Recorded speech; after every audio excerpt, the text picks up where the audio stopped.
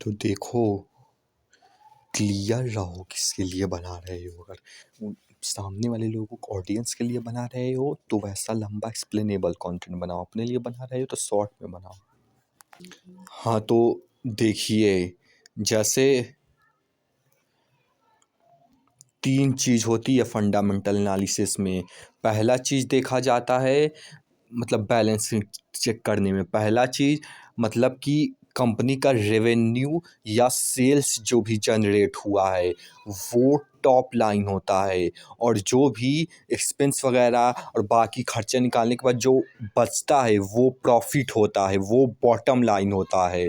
तो ये सेल्स और प्रॉफिट चेक किया जाता है जो कि टॉप और बॉटम लाइन होता है। दूसरा चीज़ टोटल एसेट अपॉन में टोटल लाइबिलिटी चेक किया जाता है। और तीसरा चीज़ की कैश तो फ्री कैश फ्लो चेक किया जाता है कि कंपनी के पास एक्चुअल में कैश कितना है। और अगली चीज़ चेक किया जाता है कि बिजनेस का एक्चुअल में नीड है कि नहीं फ्यूचर में। जैसे टेस्ला जैसी कार्स का इलेक्ट्रिक व्हीकल्स का नीड है, ऐसे ही फ्यूचर पर्सपेक्टिव बिजनेस का चेक किया जाता है कि नीड है कि नहीं। और दूसरा चीज़ मोनोपोली, कि वो मतलब कि अकेले रेस में भाग रहा है या बहुत से लोगों के साथ भाग रहा है। अगर अकेले भाग रहा है तो उसका जीतना श्योर है, इसलिए मोनोपोली चेक किया जाता है। और तीसरा कंपटीशन, कि उसके पास से भी बहुत लोग भाग रहा है क्या उसके साथ भी, तो ये चेक किया जाता है कंपटीशन।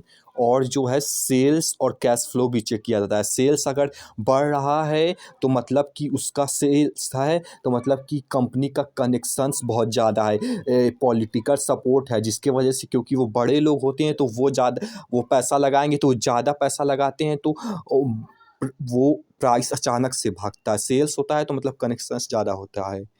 और प्रोमोटर की होल्डिंग, प्रोमोटर तो सबसे पहले कंपनी के मालिक को बोला जाता है। प्रोमोटर इज इक्वल टू मालिक ऑफ कंपनी। और प्रोमोटर की होल्डिंग जो है वो अगर बढ़ रही है, वो बढ़नी चाहिए। इसका मतलब कि वो अपने ही शेयर्स खरीद रहा है। और कोई अपने शेयर्स क्यों खरीदता है? जब उसे लगता है कि कंपनी अच्छा परफॉर्म करेगी तो शेयर्स में फ़ायदा और मिलेगा, इसलिए अपने शेयर्स खरीदता है। तो होल्डिंग ईयर ऑन ईयर बढ़नी चाहिए। और प्लेजिंग उल्टा होता है, प्लेजिंग जो है कम होनी चाहिए ईयर ऑन ईयर। और जो है शेयर होल्डिंग पैटर्न, यानी कि अगर कोई कंपनी में म्यूचुअल फंड या फॉरेन इंस्टीट्यूशन आ रहे हैं तो अगर पहले से ही प्रेडिक्ट कर पाओ based upon technique fundamental analysis, और फिर कंपनी पैसा लगा, फिर जब वो लगाएंगे तो अचानक से बढ़ेगा तो प्रॉफिट मिलेगा, पहली चीज़। और दूसरी चीज़ कि उसका जो है अगर फॉरेन इंस्टीट्यूशन कंसिस्टेंट बेसिस पे इन्वेस्ट कर रहे हैं, मतलब कि वो कंसिस्टेंट बेसिस पे इन्वेस्ट कर रहे हैं, मतलब कि क्योंकि वो ज़्यादा दिन और इसके बजाय कि अगर आप हर महीने जो है कंपनी को चेक करो कि अच्छा परफॉर्म करने से अच्छा केवल ये चेक कर लो, क्योंकि वो आपसे ज़्यादा दिमागदार होते हैं। इसलिए जो है ईयर ऑन ईयर बेसिस पे जो है मतलब कि अगर वो ईयर एनालिसिस पे कर रहे हैं क्योंकि वो ज़्यादा अच्छा से एनालाइज करते हैं, वो भी अपने इन्वेस्टमेंट रिटर्न चाहती है, इसलिए अगर वो कंसिस्टेंट कर रहे हैं तो आप भी करिए, बजाय कि अपना दिमाग लगाने के। मतलब अपना भी दिमाग लगा सकते, इसका मतलब कहने का मतलब आप समझ गए होंगे कि मतलब कि वो क्योंकि वो आपसे ज़्यादा दिमागदार होते हैं, क्योंकि ये इसलिए फॉरेन इंस्टीट्यूशन के अकॉर्डिंग आप कर सकते हैं। हाँ तो देखिए, करेंट रेशियो क्या होता है? करेंट एसेट अपॉन में करेंट लाइबिलिटी। तो ये जितना ज़्यादा होगा उतना अच्छा। जैसे 2 3 4, यानी कि 1 से जितना ज़्यादा होगा उतना ऊपर वाली चीज़। तो अगर जो है ये डिवाइड में अगर 1 से कोई चीज़ ज़्यादा है तो मतलब 1 से ऊपर है तो ये ऊपर वाला डिवाइड वाला ज़्यादा होगा, और 1 से नीचे है तो नीचे वाला ज़्यादा होगा। तो जैसा कि अगर 1 से जितना ज़्यादा होगा 2 3 4, हाँ तो ये चीज़ हो गई। और मतलब कि ये ज़्यादा, और यहाँ पे क्या है, यहाँ पे एसेट है करेंट एसेट, तो ये ज़्यादा होगा तो अच्छा ही है लाइबिलिटीज़, तो इसलिए बस हो गया। और ये चीज़ है। और वैल्यूएशन में पी मतलब होता है कि और पी कम होना चाहिए। क्यों? पी मतलब होता है कि जितना प्राइस टू अर्निंग है, मतलब कि जितना प्राइस जैसे मतलब 20 रुपया है तो 20 रुपया देना पड़ेगा 1 रुपया कमाने के लिए। तो जितना कम रहेगा यानी कि प्राइस जितना कम रहेगा यानी उतना सस्ता पड़ेगा, और क्योंकि जितना सस्ता पड़ेगा उतना अच्छा रहेगा, इसलिए जितना सस्ता पड़ेगा उतना मतलब कि जितना कम रहेगा उतना सस्ता पड़ेगा, इसलिए पी कम होना चाहिए। और पीबी भी कम होना चाहिए 1 से, मतलब कम होना चाहिए। ये हो गया। और जो है डेब्ट टू इक्विटी रेशियो में जो है डेब्ट जनरली कम होना चाहिए, लेकिन अगर रिपेइंग कैपेसिटी है जो कि इंटरेस्ट कवरेज रेशियो को देख के पता चल जाएगा, तो उससे अगर ज़्यादा भी है तो भी कोई प्रॉब्लम नहीं है। अगर 10 20 30 भी अगर इंटरेस्ट कवरेज रेशियो है, और जैसे 10 है तो अगर है तो मतलब कि 10 गुना ताकत है इंटरेस्ट पे करने की, कवरेज रेशियो।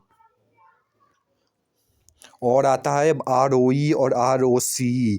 आरओई में रिटर्न ऑन इक्विटी के मतलब कि इक्विटी में कितना रिटर्न आया, और आरओसी में इक्विटी के साथ डेब्ट में कितना रिटर्न आया आता है। इसमें दोनों कैलकुलेट किया जाता है, इसमें एक, इसीलिए आरओसी ज़्यादा कॉमन हो जाता है। और प्रॉफिटेबिलिटी रेशियो में नेट प्रॉफिट मार्जिन में जो है ये उतना इम्पोर्टेंट नहीं होता, लेकिन कैश फ्लो मार्जिन इम्पोर्टेंट होता है, क्योंकि ये एक्चुअल में मतलब बताता है कि जो एक्चुअल में वो जैसे कि एक्चुअल में बिजनेस में कितना दम है वो बताता है। जैसे मान लीजिए कोई घड़ी बेचने वाली कंपनी है, तो उसके घड़ी में उसके प्रोडक्ट में कितना दम है ये बताता है, ना कि उसके अफवाहों में कितना दम है। उसके प्रोडक्ट उसके एक्चुअल बिजनेस में कितना दम है वो बताता है कैश फ्लो। जैसे कैश मतलब हुआ कि एक्चुअल में आपके पास कैश के रूप में कितना पैसा है, तो उसी तरीके से एक्चुअल में उसके पास कितना मतलब उसके बिजनेस में दम है या तो ऑपरेशन में दम है। Cash flow upon net revenue, तो ये कैश फ्लो मार्जिन चेक करना होता है। और नेट प्रॉफिट मार्जिन मतलब कैश फ्लो थोड़ा ज़्यादा इंपॉर्टेंट होता है। और हाँ, एक चीज़ और चेक की जाती है कि पीआर कंपैरिजन किया जाता है, यानी कि उस कंपनी का कॉम्पिटिशन मतलब में को 2 3 4 5 और कंपनीज भी होती हैं, तो उसको भी मतलब एनालाइज किया जाता है कि उसके कॉम्पिटिटर कौन है, उसके साथ रेस में और कौन खड़ा है, ये भी चेक किया जाता है। और इंट्रिंसिक वैल्यू मतलब होता है कि मतलब कि जो एक्चुअल में उसकी जो वैल्यू है उससे चीज़ ज़्यादा में मिल रही है या कम में मिल रही है। जितने में मिलती है वो प्राइस होती है, और जो उसकी एक्चुअल वैल्यू होती है वो इंट्रिंसिक वैल्यू होती है। तो इंट्रिंसिक वैल्यू के बराबर अगर प्राइस मिल रही है, या तो कम में मिल रही है या तो बराबर में मिल रही है, तो अच्छा है। और हाँ, इसमें एक और चीज़ होता है, जैसे कि 1 2 साल बीच में डाउन हो सकता है, लेकिन इम्पॉर्टेंट होता है कि एवरेज कंसिस्टेंट बेसिस पे आप क्या कर रहे हो। अगर कंसिस्टेंट बेसिस पे प्रॉफिटेबल पॉजिटिव में है तो फ़ायदा है, बजाय कि अगर 1 2 3 साल बीच में डाउन भी हो गया हो तो।